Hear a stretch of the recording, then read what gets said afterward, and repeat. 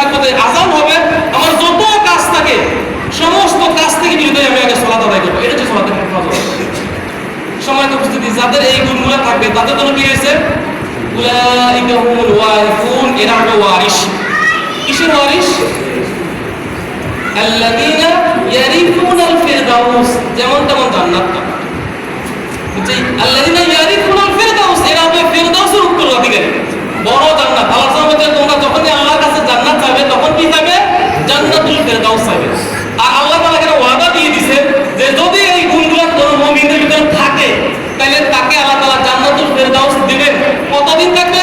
হুম ফিহা খালিদুন, চিরস্থায়ী ভাবে সেখানে থাকবে।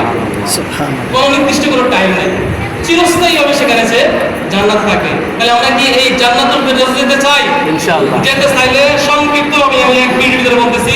এক নম্বর হচ্ছে সালাত আদায় করা। একটা বলুন কি? সালাত আদায় করা। তবে কিভাবে সালাত আদায় করব? বিনয়ের সাথে বুঝে খুশু সহকারে সালাত আদায় করব, এক নম্বর।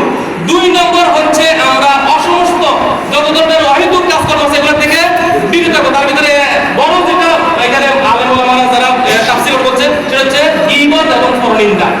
যদি এটা বড় একটা সাবজেক্ট, বর্তমানে আমাদের সমাজে এই রোগটা বেশি আমাদের ভিতরে আছে, তো এইখান থেকে বেঁচে থাকবো, গীবত এবং পরনিন্দা। তাহলে অহেতুক কাজ থেকে আমরা বিরত থাকবো। দুই নম্বর হচ্ছে যাকাত। যাদের উপর আমাদের যাকাত নেশাব হয়ে গেছে, আমরা যাকাত দিব। যাদের যাকাত নেশাব নেই আমরা সদকা করবো, নফল সদকা করবো।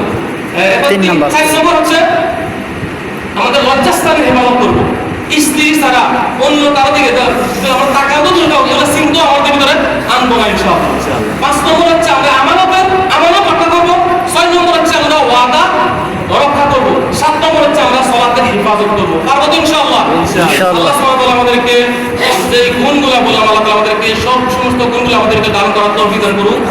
আমরা যেন যতদিন দুনিয়াতে থাকবো আমরা যেন এই গুণগুলো অর্জন করে আমল করে ঈমানের সাথে যেন আমরা মৃত্যুবরণ করতে পারি। আমাদের তৌফিক দান করুন।